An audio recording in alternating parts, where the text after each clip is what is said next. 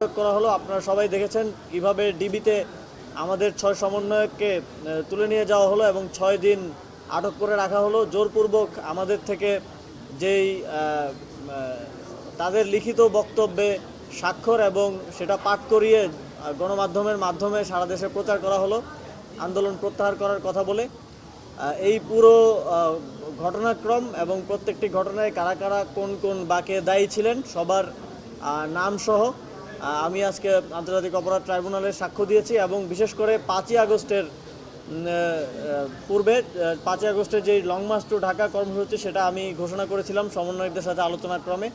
এবং 5ই আগস্টে সেই লং মার্চ টু ঢাকায় অংশগ্রহণ করতে আসার সময় ঢাকার নাজিমউদ্দিন রোড দিয়ে আমরা ঢোকার চেষ্টা করছিলাম। সেখানে পুলিশ আমাদেরকে বাধা দিয়ে রেখেছিল প্রায় 3-4 ঘন্টা। সে সময় পুলিশের গুলিতে আমার সামনেই 2 জন নিহত হন এবং মোট শহীদ আনাস ইয়াকুব সহ মোট 6 জন সেখানে নিহত হন বলে আপনারা জানেন।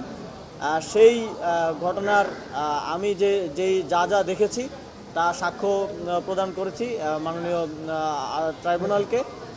এবং আমার স্বাক্ষর গ্রহণের প্রক্রিয়া চলমান আছে। আগামী সপ্তাহে একই দিনে আবার আমি পরবর্তী অংশটা